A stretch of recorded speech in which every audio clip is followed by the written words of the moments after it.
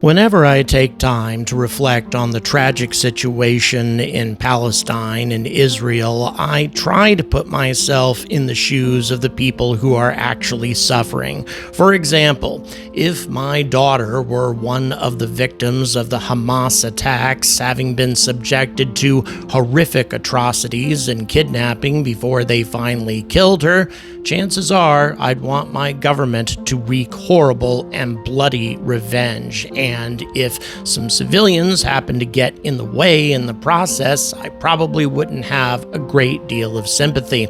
On the other side of the equation, if I were a Palestinian and my children were killed while trying to gather water at a water distribution point, I probably would be radicalized to fight against Israel instead. My point is, when it comes to the Israeli-Palestinian conflict, very little is simple. There are very few actual heroes and villains, although there are definitely villains on both sides of this bloody conflict. But in my opinion, when people try to oversimplify these things and demonize one side or the other with very little open-mindedness towards the entire crisis, it only serves to exacerbate the problems and make peace that much less likely. And to make matters even worse, when people try to attach responsibility to organizations and companies that are providing limited support to one side or the other at best,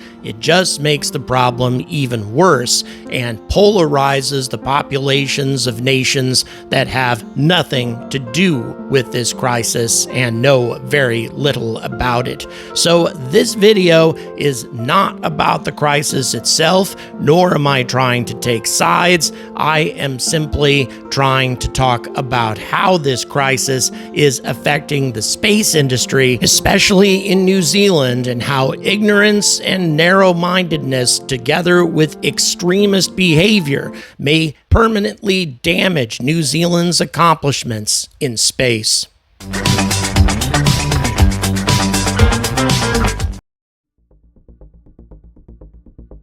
Good afternoon, space enthusiasts, and welcome to another Angry Bulletin. Once again, I want to thank everybody who continues to extend well wishes to me. I am still in the process of recovering. Got a new round of antibiotics, went into the doctor today.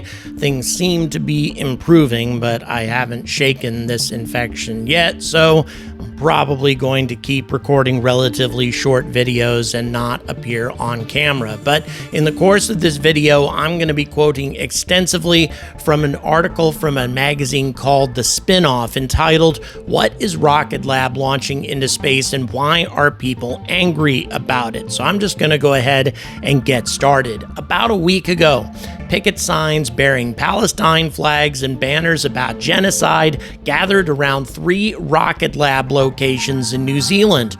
Why? Rocket Lab, founded in 2006 by Sir Peter Beck, is often lauded in New Zealand for catalyzing our space industry. By the way, this is a New Zealand periodical, if you haven't figured that out yet. Today, it still leads the sector, one with a quickly growing revenue. It was $2.68 billion in 2024, which, by the way, is an incredible accomplishment for a startup space company. Only SpaceX has done better than this. It's not just glowy-eyed nationalism that paints Rocket Lab favorably. Outside of New Zealand, it's seen as an innovative, exciting, young space tech company. And in the first quarter of 2025, Rocket Lab recorded $123 million in revenue, 32% up year on year. And by the way, for that reason, Rocket Lab stock has been skyrocketing. Rocket Lab is now an American corporation with headquarters in California. It offers launches from Mahia Peninsula in New Zealand and Virginia, as well as aerospace manufacturing and design. While in 2008, Beck stated, quote, "If it's involved in the military, we don't want anything to do with it," unquote.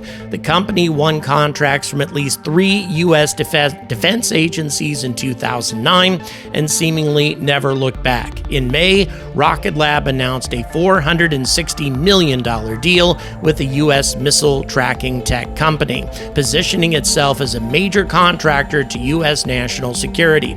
In the U.S., Rocket Lab's rockets are the second most launched after SpaceX. Here in New Zealand, concerns have been raised and largely ignored by politicians that Rocket Lab's ability to replace satellites makes the country a military target. And although this may be the case to a very, very limited degree, because the kinds of satellites that Rocket Lab can deploy, a few hundred kilograms up to low Earth orbit, are very limited indeed, making New Zealand a minor military target at best. They still have at least some point. Over the years, groups like Auckland Peace Action and Rocket Lab Monitor actually an organization called Rocket Lab Monitor, by the way, have accused Rocket Lab of being part of the militarization of space and breaching New Zealand's nuclear-free status. Not really sure how they do that, given the fact that none of their launches involve the use of nuclear weapons, but let's continue. Many of the complaints have centered on its U.S. military contracts. These groups have pointed out that Lockheed Martin, the world's largest weapons manufacturer, has invested in Rocket Lab, and that the aerospace intelligence and communications technology that Rocket Lab develops, manufactures, and launches could be used in weapon systems and other military operations. The most recent protests from Friday were led by Palestine Solidarity Network, and I'm not even going to try to pronounce that last name, just the PSNA, we'll go ahead and call it that. Beyond the pickets, the group, along with a lawyer, have referred Rocket Lab CEO Peter Beck, Minister for Space and for Defense Judith Collins, and others to the Office of the Prosecutor of the International Criminal Court in The Hague. Why? Because PSNA believes that Rocket Lab activities may have intentionally contributed to war crimes, crimes against humanity, and genocide committed by Israel. Now, let me be 100% clear about this. Anybody who participates in military contracts of any kind theoretically could have a connection to the Israeli military, given how many U.S. military systems and equipment, satellites, etc., that the Israeli military makes use of. And unless a rocket company wants to write off all U.S. military contracts forever, which is essentially going to permanently put them out of business, they really have no choice. Military contracts are one of the most profitable types of contracts that any launch company can get engaged with. And if they choose to shun these contracts out of some sort of misguided idealism, they will essentially put themselves out of business when they are competing against companies like SpaceX. In a statement provided to the spinoff, a Rocket Lab spokesperson said the company strongly refutes PSNA's false and irresponsible claims, and that it is considering its legal options, and so they should. They followed with a bullet-pointed summary of New Zealand's legal requirements for launching rockets. Rocket Lab's website says that its launches, numbering over 200 since 2018, have enabled operations and national security, scientific research, space debris mitigation, Earth observation, climate monitoring, and communications. By the way, included in that Earth observation is this very same information that these Palestine protest organizations use to reveal the widespread devastation that the IDF has caused in Gaza since 2023, but let's go ahead and continue. In the past, the company has said that it does not and will not launch weapons, as this is against its commitment and New Zealand law. And given the fact that I follow just about all of Rocket Lab's launches, I would agree. I don't think they've launched any weapons whatsoever, although they have tested hypersonic suborbital vehicles that theoretically could carry warheads, but those vehicles are launched from Wallops Island in the United States and not from New Zealand. New Zealand space activities are regulated by the Outer Space and High Altitude Activities Act 2017. Apart from safety considerations, the Act takes into account New Zealand's international obligations and national interests like economic benefits, risk to national security, and international relations. Anything launched into space must have a license granted by discretion of the government on a case-by-case basis, not very different from how we do things in the United States.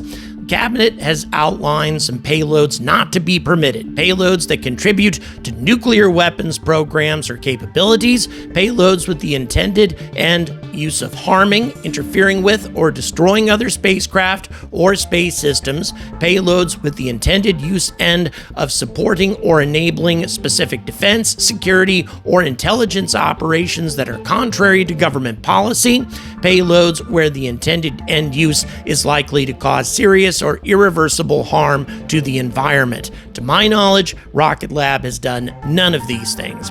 Rocket Lab's website includes a log of launch missions. Amongst the clients listed are Hawkeye 360, Black Sky, Capella Space, NASA, and the U.S. National Reconnaissance Office, the United States Space Force, Defense Advanced Research Projects Agency, and Rideshare.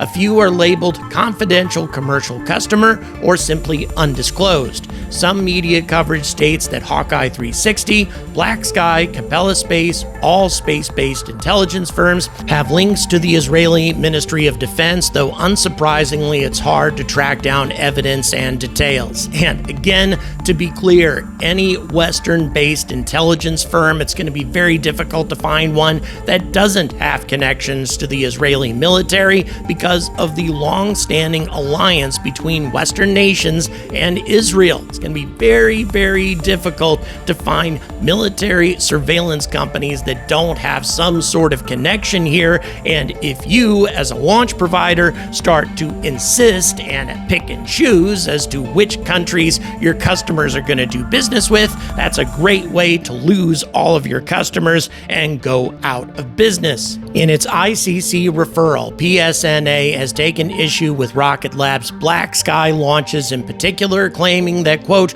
these satellites provide high-resolution images to Israel, which are very likely used to assist with striking civilians in Gaza, unquote. I would say it's far more likely that Black Sky is being used to strike military targets. Striking civilians wouldn't require a whole lot of reconnaissance. You just look for civilians and kill them if that's really what Israel had in mind. I'm not suggesting, by the way, that Israel is doing their level best to avoid hurting civilians. I'm just saying that they're striking military targets and they don't particularly care if they happen to hit civilians in the process.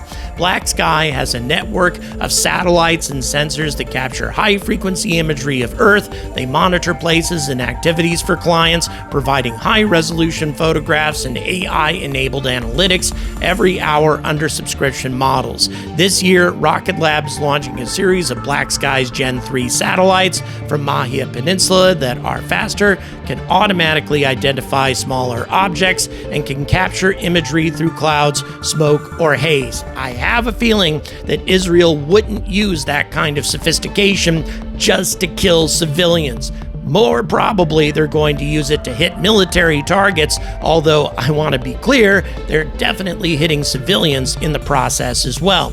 In 2024, Intelligence Online, an intelligence trade publication, reported that Black Sky has a secret $150 million contract to supply high temporal frequency images and analysis to the Israeli Defense Ministry. This claim has not been reported elsewhere, but Black Sky has recently announced a new $100+ million contract from a strategic international defense sector customer for its Gen 3 monitoring capabilities.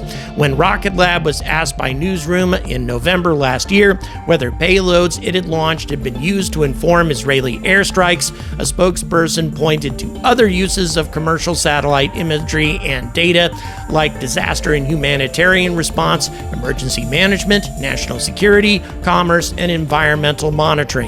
Very true, by the way. Rocket Lab satellites, or satellites launched by Rocket Lab, that is, have done all of these things. A recent mission launched satellites for wildfire detection and monitoring. There is much we don't know and may never know about what Rocket Lab and its clients do. I would say yes, that's probably true, and that's always going to be the case with any launch provider that choose to launch military payloads. In other words, all launch providers that want to stay in business. Some payloads have been kept confidential, yet all launches from New Zealand have to disclose information to the government in order to get the needed licenses. It's not cut and dry when the government might have obligations to release that information. Under the Official Information Act, information can be withheld on grounds of commercial or national security. The spin-off contacted the government for comment on Rocket Lab and the ICC referral, and were referred to the Office of the Prime Minister, who provided the following comment, quote, "People are free to express their views, but New Zealand has consistently made clear the situation in Gaza is deeply distressing and the crisis must end. Our response to the Israel-Hamas conflict has been consistently grounded in the importance of upholding international law." Now, let me be 100% clear about something. I think it's very unlikely that these organizations are actually going to be able to have a significant impact on what Rocket Lab is doing. But if they are able to do so, for example, if they were able to get the ICC to put out an arrest warrant for Peter Beck, New Zealand would have no choice but to honor that, given the fact that they are members of the ICC, unlike the United States and Israel.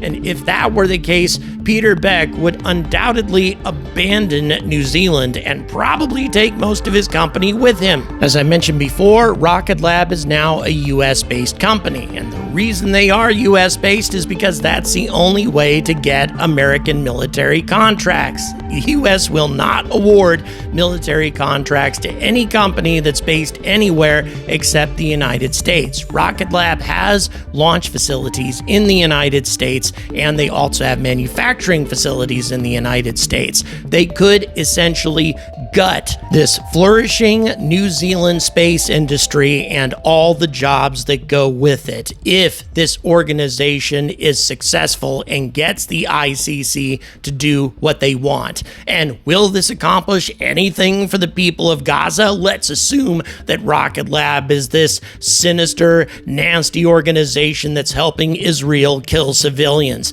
Even if that is the case, these companies are going to choose another launch provider if Rocket Lab stops launching their satellites. They'll just get Elon Musk and SpaceX to put their satellites into orbit. It will have no effect on business as usual for military satellites. But what it will do is devastate New Zealand's space industry. I really don't think it's worth it at all, regardless of what Rocket Lab might be doing as far as their classified contracts are concerned. And really, when it comes right down to it, I don't think that Rocket Lab is making any special effort to try to collaborate with the IDF. It's just that they're taking these military contracts and not asking any questions, which is what any other launch provider on the planet would do if they're interested in staying in business. I am all in favor of ending this Gaza crisis that is killing far more civilians than it should be, regardless of what you might think about who's to blame or who the villains are, who the good guys are, etc. Regardless, too many innocents are dying and something needs to be done about it, but going after Rocket Lab will have no positive effect and lots of negative effects. Thank you very much for watching. Please don't forget to like and subscribe. Thanks very much for helping me get to Australia. I have achieved my goal at this point. If you still want to contribute to the trip, it would be very helpful, I'm sure. There's always unexpected expenses that come up with lengthy trips to foreign countries. Thanks again, and until next time, stay angry about space.